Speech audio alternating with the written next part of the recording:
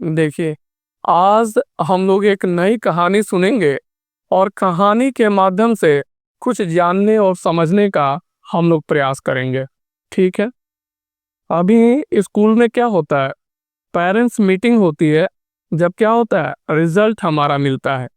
तो कई तरह के बच्चे होते हैं और कई तरह के अभिभावक पेरेंट्स भी हमारे होते हैं। ठीक है? पेरेंट्स आते हैं और वो कंप्लेन करते हैं, कहते हैं कि सर एक बात बताइए, हमारा जो लड़का है वो रोज सुबह उठता है और एकदम डिसिप्लिन्ड वे में 2 घंटे सुबह पढ़ता है, 4 घंटे रात में पढ़ाई करता है। ठीक है, इसमें हम कोई कमी तो नहीं देखते हैं, लेकिन क्या है, नंबर इसके उतने नहीं आते हैं। नंबर इसके 60s में आते हैं या 70s में आते हैं। लेकिन मैं देखता हूँ बगल में क्या है, एक आध बच्चे ऐसे हैं जो क्या है, वो कम पढ़ाई करते हैं, डिसिप्लिन भी नहीं है, और क्या है, जब परफॉर्मेंस की बात होती है तो 90s में आते हैं। ठीक है, तो टीचर क्या होता है, टीचर ऐसी बातों को सुनते सुनते वो अभ्यस्त हो जाता है। ठीक है, तो उसने कहा कि इस बार बच्चों को तो नहीं पढ़ाना है, क्यों ना एक क्लास पेरेंट्स के लें। क्लास लेने का मतलब बातचीत करना। वो पेरेंट्स को जिनकी जिनकी ये शिकायत होती है या जिनका बच्चा अच्छा नंबर पाता है, सबको वो बुलाता है। ठीक है, और वो डायरेक्ट कोई बात टीचर नहीं कहता है। टीचर बहुत समझदार प्राणी होता है। वो जानता है कि अगर किसी के बच्चे में कोई कमी है और अगर हम डायरेक्ट वो बात बता दें तो हो सके उसकी बात का अन्यथा ले लें। तो डायरेक्ट टीचर कोई बात भी नहीं कहता है। वो पेरेंट्स को एक दिन बुलाता है और बैठाता है। ठीक है, और पेरेंट्स से कहता है कि अब हम आप लोगों को एक कहानी सुनाएंगे। कहानी ध्यान से सुनिएगा, कंक्लूजन निकालना आपके ऊपर है। ठीक है, और ये कहानी क्या होगी, बहुत हद तक ऐसी कहानी होगी जिससे आप किसी भी चीज के इसेंस को समझ पाएंगे। ठीक है, टीचर शुरू करता है। टीचर बताता है कि बहुत समय पहले की एक बात है। क्या होता है, एक गांव होता है और गांव में एक सन्यासी होता है। सन्यासी होता है, ठीक है, और वो क्या काम करता है, रोज सुबह उठता है, नहाता है, अपने शरीर को धुलता है, 2 घंटा भगवान की पूजा करता है, घंटी हिलाता है, शाम को भी पूजा करता है। इस तरह उसका जीवन चलता है। सन्यासी के घर के ठीक सामने जहां वो पूजा करता है, जहां उसका पूजा वाला स्थल होता है, एक वैश्यालय होता है। वैश्या रहती है। सन्यासी जब घंटी बजाता होता है तो उस समय वैश्या क्या होती है, तमाम जगह से आए हुए जो लोग होते हैं उनको इंटरटेन करती है, उनका मनोरंजन करती है। ठीक है, जैसे सन्यासी सुबह उठता है वैसे वैश्या भी सुबह उठती है, नहाती है, धुलती है, अपने शरीर का पूरा श्रृंगार करती है और देश देश से आए हुए लोगों का वैसे ही इंटरटेन करती है जैसे वो पूजा कर रही हो। ठीक, दोनों का जीवन आसानी से चलता। ठीक है, एक समय अचानक ऐसा होता है कि एक ही समय, एक ही दिन और एक ही समय दोनों की मृत्यु हो जाती है। ये संयोग की बात है कि एक ही समय दोनों की मृत्यु हो जाती है। यमराज आते हैं और दोनों के प्राण लेके चलते हैं।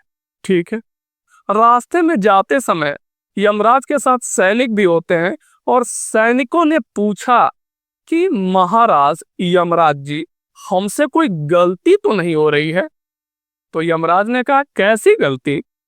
तो कहा, सैनिक ने कहा कि आप इस जो पुजारी था, जो सन्यासी था, इसको तो आप नरक की तरफ ले जा रहे हैं, और वो वैश्या जो पूरे जीवन नीच कर्म करती रही, ठीक है, लोगों को अपने शरीर के द्वारा इंटरटेन करती रही, उसको आप स्वर्ग की तरफ ले जा रहे हैं। कहीं ये गलती इस कारण से तो नहीं हुई कि दोनों का जो मरण है वो एक ही समय में हुआ?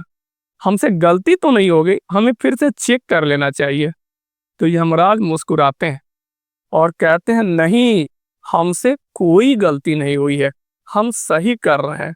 तो सैनिक जानना चाहा कि ऐसा क्यों है, ऐसा इसका कारण क्या है?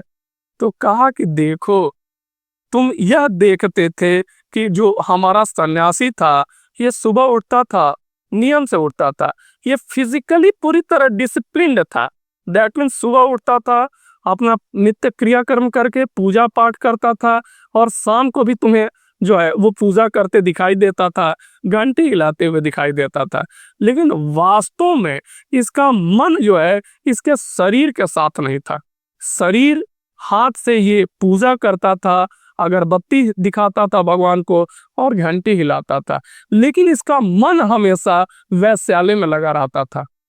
और ये हमेशा सोचता था कि जो लोग आए होंगे उस वो वैश्या उसका कितना इंटरटेन करती होगी, कैसे इंटरटेन करती होगी। अगर मैं होता तो मैं भी इंटरटेन कर पाता, मैं भी उसका लुत्फ उठा पाता। और कभी कभी मन में क्रोधित भी होता था कि हाय मेरी किस्मत, मैं वहां नहीं हूं। तो उसका मन जो है उसके शरीर के साथ नहीं था, उसका मन हमेशा भोग में लगा रहता था। और वो क्या होता था, वो योग का नाटक करता था। शरीर उसका योग का नाटक करता था, लेकिन मन उसका शरीर का साथ नहीं देता था। समझ में आ रही है बात है? तो पेरेंट्स ने कहा यस, ठीक है। जो पेरेंट्स सामने बैठे होते हैं, जिनको टीचर कथा सुनाता है, वो कहता है यस समझ में तो आ रही है, आधार भी समझ में आ रहा है कि ये क्यों नरक जा रहा है। लेकिन उनको ये बात नहीं समझ में आ रही थी कि वैश्या स्वर्ग क्यों जा रही है। तो वो बताया ये वैश्या क्या थी, वैश्या ऊपर से भोग में लगी हुई थी, लेकिन इसका मन हमेशा क्या था, प्रभु के चरणों में था। वो हमेशा भगवान से प्रार्थना करती थी, हमें ये जीवन मिला है, लेकिन भगवान हमें इस जीवन से आप मुक्त कर देना। वो भोग में थी, लेकिन भोग के समय भी उसका दिमाग कहाँ था, भगवान में रमा हुआ था, वो योग में थी। तो शारीरिक रूप से वो क्या थी, शारीरिक रूप से भोग में डूबी हुई थी, लेकिन मानसिक रूप से क्या थी, मानसिक रूप से उसका पूरा मन भगवान के चरणों में अर्पित था और उससे मुक्ति की कल्पना करती थी। यमराज ने बताया शैली को, इसीलिए क्या था, हम इसे स्वर्ग में ले जा रहे हैं और जो तथाकथित सन्यासी था उसको नरक में ले जा रहे हैं। तो पेरेंट्स ने से पूछा टीचर ने, कुछ कुछ बातें आप लोगों को तो समझ में आ ही रही होगी। तो होता है ऐसा, तमाम बच्चे हमें दिखाई देते हैं, हमें अपना बेटा दिखाई देता है, बेटा हमारा 5 बजे उठा, ठीक है, उसके बाद गर्म पानी पिया, फिजिकली वो क्या हुआ, स्नान ध्यान किया, 2 घंटे बैठ के टेबल पे पढ़ रहा है। तो क्या उसका मन उसके शरीर के साथ है या दूसरी जगह है? ठीक है, उसका मन उसके शरीर के साथ है या दूसरी जगह है।